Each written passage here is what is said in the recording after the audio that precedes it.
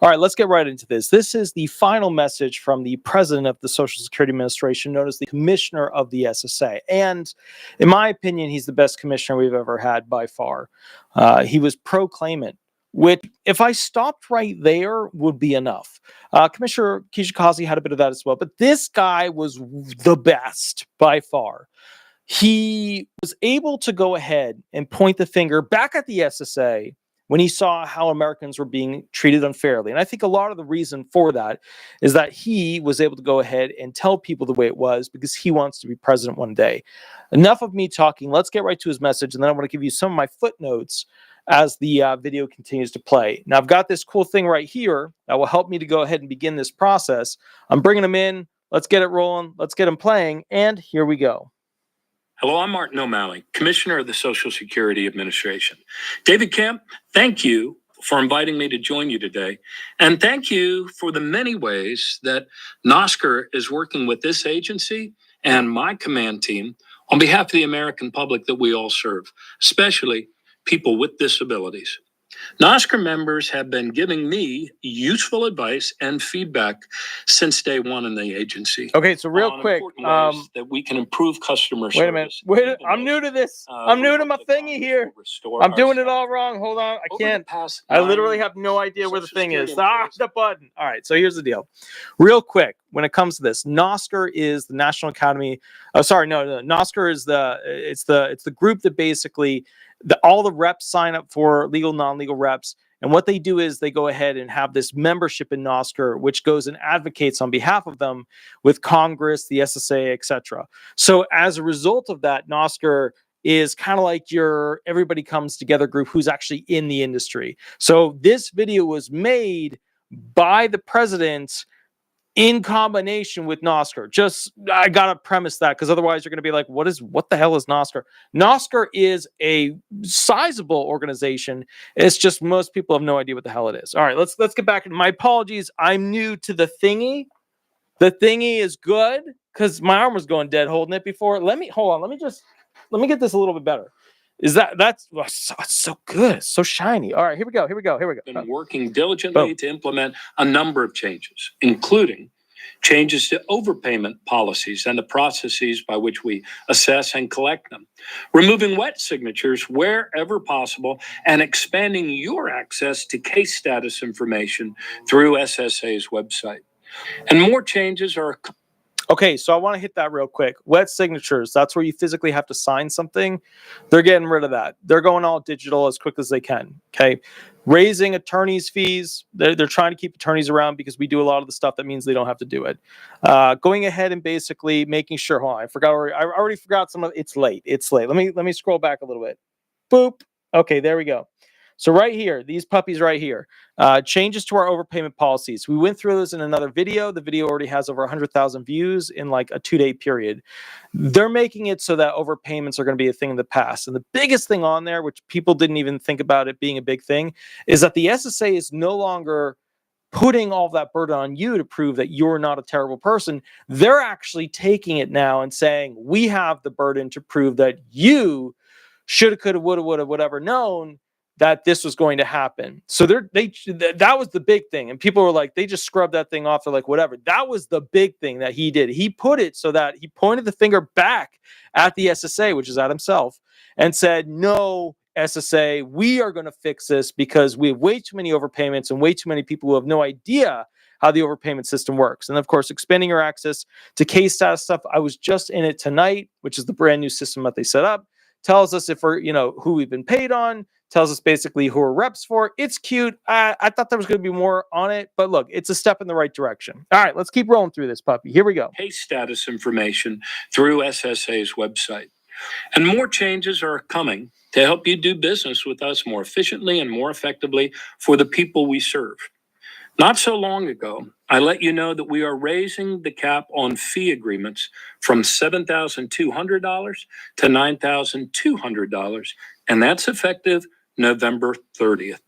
We want more people tomorrow to be able to have effective advocacy and representation.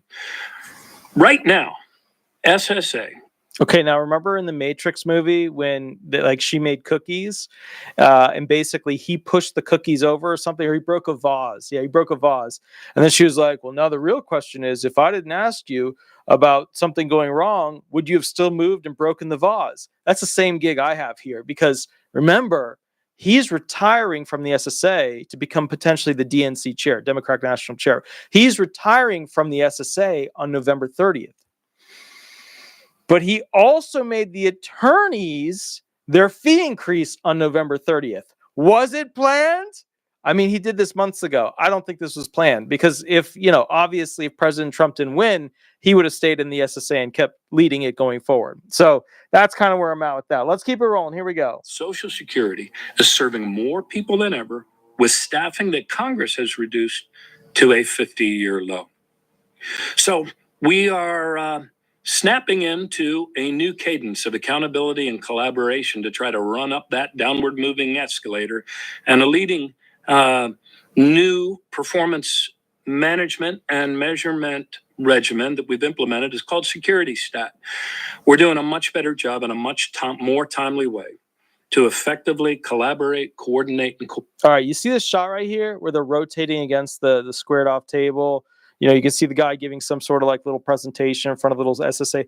You would never see any media, any production level media, where they had somebody with a pan tilt roto camera rotating around people at the Social Security. You would never see any of that.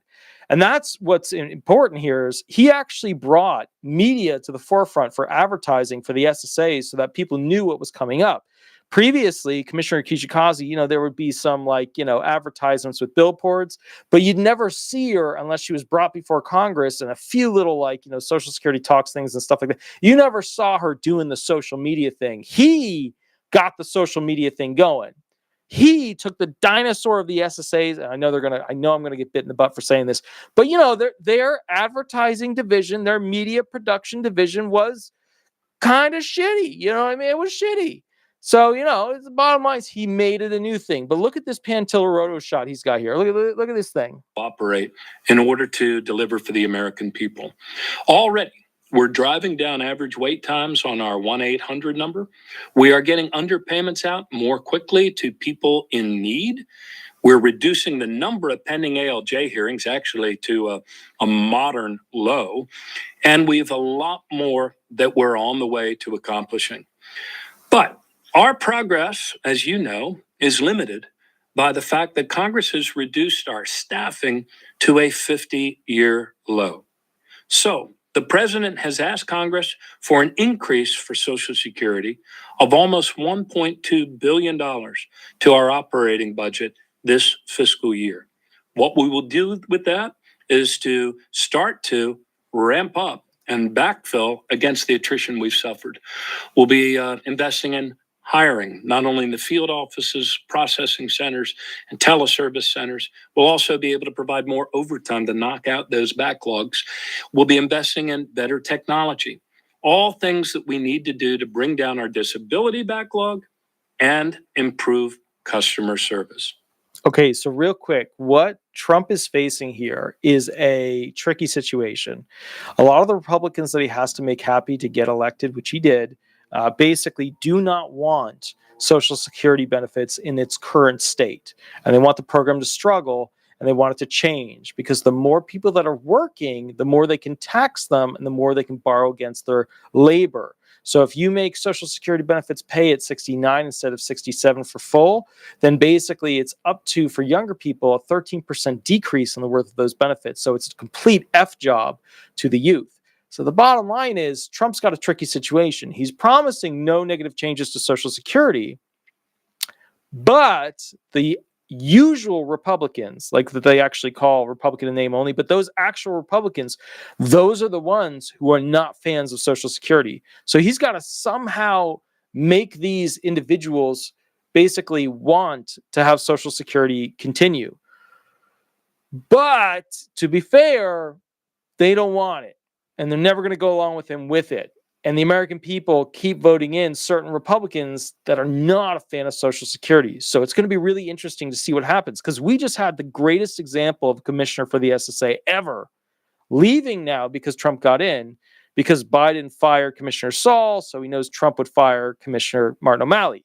So, because Biden didn't do Commissioner Saul right. That's kind of what it came down to. But the point is, it's gonna, the Democrats have been not doing so great with the economy. The Republicans are probably not going to do so great with Social Security. Let's keep rolling through this thing. Here we go.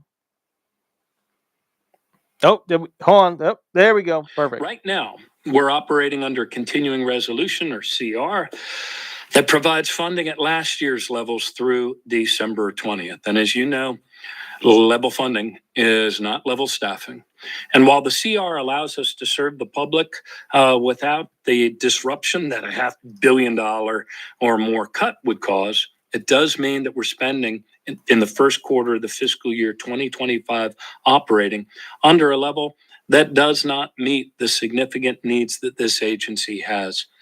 So one of the things you're going to notice first is that when President Trump gets in, whether or not he does a Biden maneuver and says we need to, hey, Senate, hey, House, we need to increase the budget of the SSA to actually be able to create enough jobs to fix the backlog and not have the first application for disability benefits for the average person take between 14 and 19 months, which is insanity. You go back to pre-COVID, pre-pandemic, all that stuff, it was 3 to 6 months. So the point I'm getting at is, you'll know if Trump's on board with the Social Security Administration if he comes out and says, hey, we need to massively increase the amount of money we spend on it. And remember, when I say massively increase, $1 billion in the budget of what America spends in a year ain't that much for the program that pays out the most money and is the most costly for benefits paid to y'all.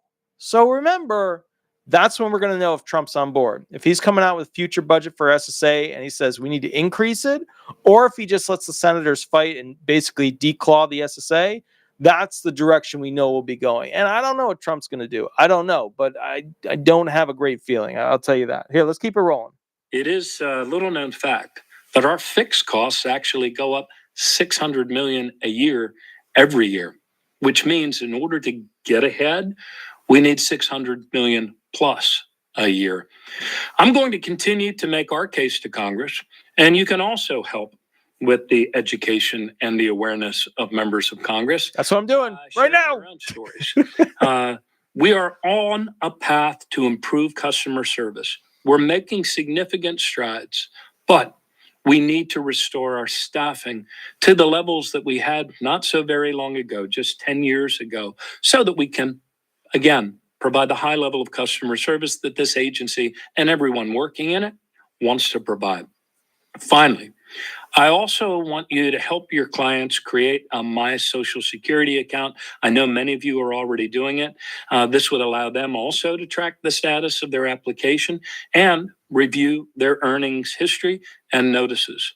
Also, before you contact the local field office for claims. Okay, now remember that My Social Security website is super limited, doesn't have tons of stuff, but they are improving it every single couple of months. I'm noticing like feature changes, modifications, etc. Their timeline function on it is total shit. And I've been watching it go from shit show to where it's at total shit right now. But the bottom line is, in the future, it should be better. It should be more detailed. You still have people that are, remember in the beginning, they were like, hey, you should receive a notification within 3 months of the decision. And then they're like, whoa, we got to pull that one back. And then they got rid of that. And then they changed this and blah, blah, blah. Bottom line is, everything's taking so long because they don't have staff, because they don't have money, because Congress don't give a shit. And remember, that's Democrats and Republicans alike. Remember how the Democrats and Republicans came together in the House to pass a bill that would give government pension receivers more Social Security benefits, but funding the Social Security Administration for both sides was not a priority? The hell is that shit? We work our entire lives, pay into a system our entire lives, and then when it comes time for us to get our benefits, nobody's able to pick up the phone in a reasonable amount of time, although he's working on it. He did a good job with that. He got the wait times way down. They're still bad, though. I mean, they're still not what they should be. But bottom line is this. Let's let them roll through. Here we go. Please check the expanded Appointed Representative Services application, or to determine which field office has jurisdiction over a claim and avoid multiple follow-ups to offices that don't have jurisdiction, you can check iFollow. So thank you for helping us on this journey. Thank you for helping us ease the burden on our frontline staff. Thank you for making Congress more aware of the important work this agency does and that we could do even better if our staffing were restored to adequate levels. Take care, and thanks a lot. Social Security. Okay, so what have we learned? We learned that SSA is shit out of luck when it comes to money. They need more money. We learned that they don't have enough employees because they can't afford them. And basically, they can afford basically what they've got, kind of quasi. They can't afford more people. We've learned that, to be fair, Congress, Senate, House are sabotaging the SSA. We know this because they want to tax more people money. If you can get older people to go back to work, guess what? It's going to happen. What y'all are not particularly on board with is the reality that while the Social Security Administration is being attacked in this under the blanket sort of way, VA benefits are next. Veteran Affairs benefits are absolutely going to be next. There are a lot of veterans who can't even get disability through the regular Social Security system because it became more difficult to get a fully favorable from the SSA than it did 100% P&T through the VA, or 90%, depending on your Nexus connection. So what happened is you've got a lot of veterans who can't get Social Security benefits now, who have impairments that don't reach the severity requirement of what's required by the SSA, but reaches the severity requirement for full disability, whether it's P&T or TDIU, from the VA. The VA is going to become stingy like the SSA has become. That's the future. So, and I know there's a lot of VA people out there who, live a disabled life, but they're still doing stuff and they're having fun. Be aware. That's the future. That's the scary part of this. Like, the VA is going to have funding problems in the future. The VA is going to have they already have staffing problems, but they're going to have more staffing problems in the future, etc. So just be aware that's going to happen. Now, final thoughts. This was the video released to Nosker as the final notice to the representatives about his work with the SSA. He's the best commissioner I've ever seen. I've studied the commissioners that came before him that were in office before I even started disability law. Now, remember, I was doing disability stuff back in college, and then I did, working for other attorneys in disability law, Social Security stuff, and then I started my own law firm, 11 plus years now, my own law firm. The point that I'm getting at with this, just so you fully understand, is that he would be a good presidential option. He is not a modern Democrat. He's like a classic Bill Clinton-y kind of Democrat. He is more aligned with what Trump is in a political sense than where Biden was with mass immigration that's unchecked. So keep him in your sights as timelines go on. We need to see what Trump is going to do with J.D. Vance, who apparently looks just like me, and I've gotten that a lot. I get it. I understand. I know. I understand people are calling me his mini-me. I don't appreciate it, but again, I don't give a shit. So it is what it is. The point that I'm getting at is this. I think this is important. Okay? We have to protect this program, because if you lose it, you guys don't have a backup plan, because you're part of what's considered the fragile class. Elderly, disabled, widows, disabled children. You're part of that special little fragile class. So my point is, we're seeing the end to somebody who really did an amazing job. I sit back and think of many, many times, if he had 12 more months, what he could have gotten done. He got so much done. Some of it was started by Commissioner Kijikazi. You got to give credit where credit's due, but he got a lot of stuff done. He grew it and did an amazing job. The SSA is, for the first time in a long time, going in the right direction by leadership. Not funding, but by leadership. Now, with that said, Divine Order said, dang, VA, we're already at the bottom of the barrel. VA is doing okay. You know what I mean? The veterans, when it comes to benefits, from the loans to the insurance to the specialty loans for cars, modifying the house, monthly check is obviously not too shabby.